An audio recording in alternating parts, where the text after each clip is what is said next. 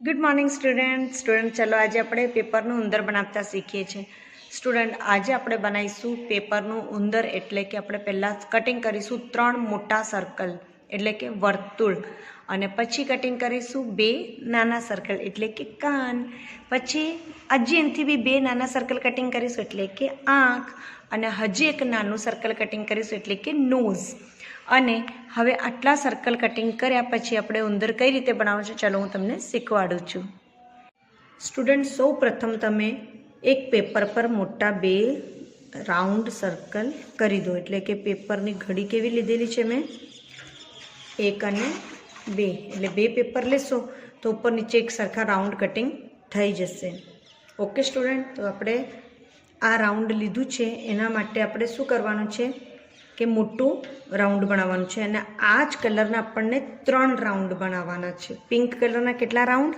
ત્રણ circle cutting કરવાના છે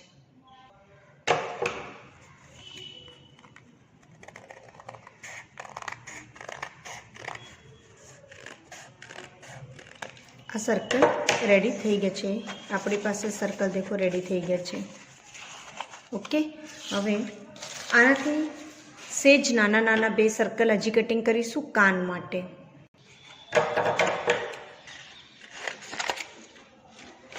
આપણે ડબલ ઘડીમાં લઈશું આમ અને ડબલ ઘડીમાં લીધા પછી આને પણ આપણે ગોળ સર્કલમાં કટિંગ કરી લઈએ તમે કોઈ વાટકી કે કોઈ ઢક્કણ કે કોઈ ગોળ પ્લેટનું ઇસ્તેમાલ કરી શકો છો સ્ટુડન્ટ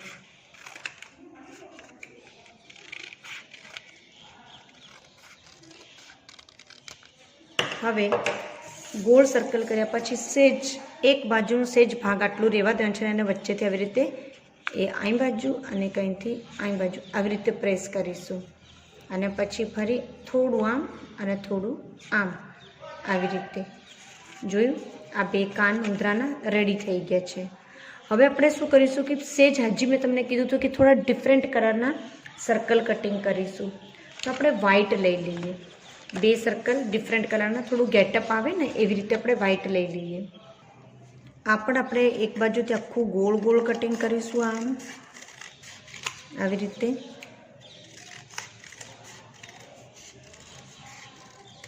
અને એક બાજુનું જે આ સર્કલ છે આટલેથી આટલું આ રહેવા દઈશું આ કટિંગ કરવાનું નથી ઓકે સ્ટુડન્ટ્સ જુઓ હવે આ રીતની જે કટિંગ વધી છે એના આપણા પગ પણ બનાવી શકીએ છીએ અને તમે પેઇન્ટિંગ પણ કરી શકો છો પગ પર પણ મારી પાસે પેપર છે તો હું કેમ નથી આને પગ બનાવું તો આપણે શું કરીશું આના પર આવી રીતે આકાર આપીશું આમ આમ કરીને અને એનાથી બનશે પગ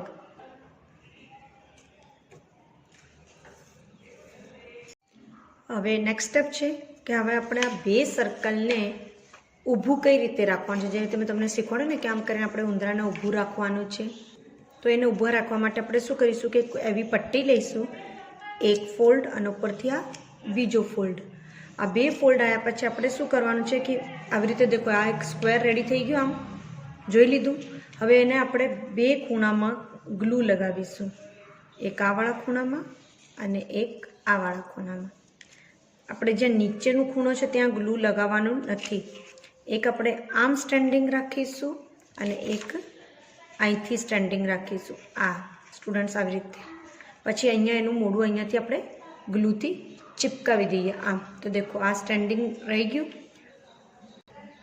હવે તમે જોઈ શકો છો આ બેકમાં પેકિંગ લગાવી છે તેને ઝૂમ કરીને દેખાડું છું દેખો આ સ્ટેન્ડિંગ થઈ ગયું હવે આ ઊભું પણ રહી શકે છે આપણું ઉંદરું ઊભું પણ રહી શકે છે જુઓ ઓકે સ્ટુડન્ટ ચલો હવે નેક્સ્ટ સ્ટેપ છે કે એને આપણે મોઢા બનાવવા માટે કટિંગ કઈ રીતે કરીશું આ રીતનું કુપ્પી ટાઈપનું આકાર આપવાનું છે તો એના માટે શું કરીશું આપણે એક સેન્ટર સુધી આમ હાફ કટ કરી લઈશું હાફ કટ કર્યા પછી એને આપણે ગ્લુથી આમ ચિપકાવી લઈએ તો આ આપણી કુપ્પી તૈયાર થઈ જાય છે સ્ટુડન્ટ ધ્યાનથી જુઓ ક્યાંથી ચિપકાવવાનું છે અહીંથી અને આપણે આમ ગ્લુ લગાડીને આવી રીતે ગ્લુથી ચિપકાવી દઈએ આવી રીતે ચિપકાવીના બે મોઢા તૈયાર થઈ ગયા છે હવે આપણે શું કરવાનું છે સ્ટુડન્ટ આ બે વસ્તુને આમ લેવાની છે અને આની જોડે અહીંયા ગ્લુ લગાવી આના કાન ચિપકાવવાના છે ધ્યાનથી જુઓ સ્ટુડન્ટ શું કીધું મેં અંદર સાઈડ ગ્લુ લગાવ્યું અને હવે એના કાન ચિપકાવ તો આપણે શું કરીશું પહેલાં અહીંયાથી આમ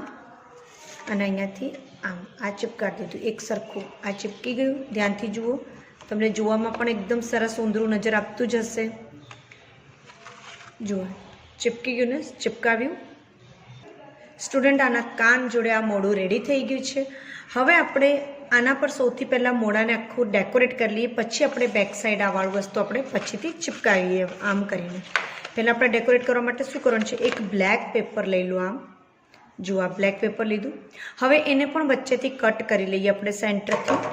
આ સેન્ટરથી કટ કર્યા પછી આ જુઓ, એનું પણ એક ખૂણો બનાવવાનું છે. સ્ટુડન્ટ જુઓ, હવે આ ખૂણાને આપણે આમ લઈને ગ્લુ લગાવીને આના નોઝ ઉપર આમ કરીને પિક કરી દઈએ. આ રહ્યો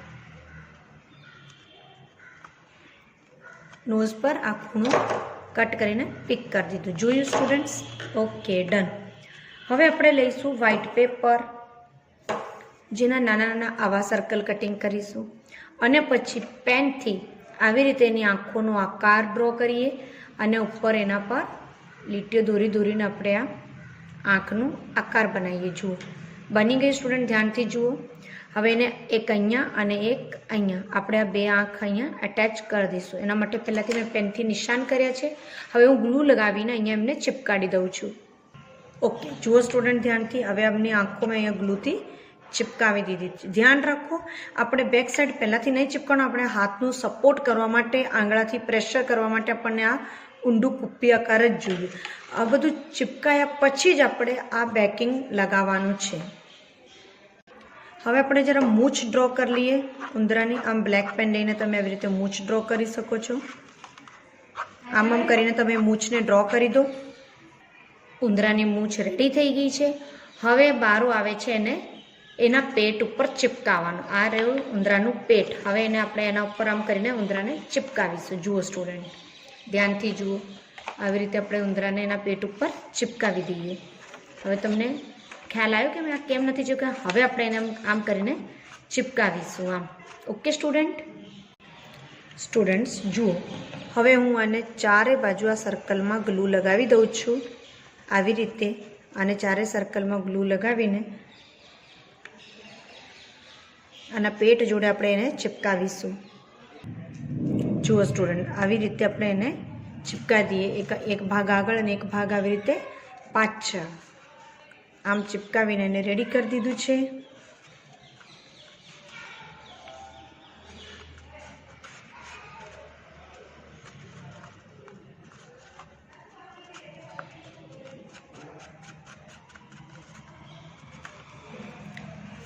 ચિપકાવતી વખતે ધ્યાન રાખવાનું છે કે આપણા હાથમાં ગ્લુ ના હોય.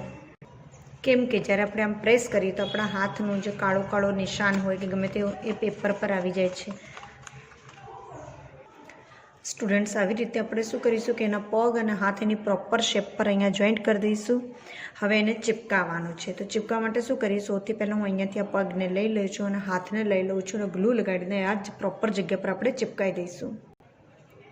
જુઓ સ્ટુડન્ટ, બે હાથને આમ કરીને સામે અને થોડું અંદર સાઈડ પ્રેશર કરી દઈએ એટલે કે આ થોડું સારું લુક આપે. આમ બે હાથ થઈ ગયા ને. હવે આપણે અહીંયા પગ ચિપકાવીશું નીચેથી. સેમ મેથડ એવી જ રીતે પગ ચિપકાવવાનો છે. ગ્લુ લગાવી લેવાનું છે અને એને અહીંયા ચિપકાવી દો. અને આને પણ આપણે અંદર સાઈડ આમ વાળી દેવાનું છે આમ. ઓકે, હાથ અને પગ ચિપકાવી દીધા છે. હવે વારી છે પૂંછડીની. તો આપણે એક મસ્ત પૂંછ કટિંગ કરીએ. હવે હું તમને પૂંછ બનાવતા શીખવાડું છું. લાંબી પટ્ટી પર તમે આવી રીતે આકારિત કટિંગ કરો. પછી સેમ ટુ સેમ એના આકારની બાજુમાં પણ તમારે થોડું પહેલાં પાતળું આવી રીતે, પછી થોડું પોળું, આમ થોડું વળાંક વાઇઝ, અને તમે આમ સીધી પૂંછડી પણ કટિંગ કરી શકો છો સ્ટુડન્ટ્સ. જો આવી રીતે વળાંકવાળી પૂંછડી કટિંગ થઈ ગઈ.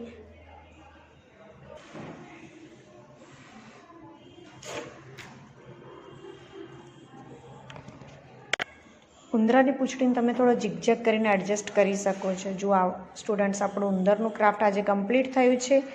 બાય.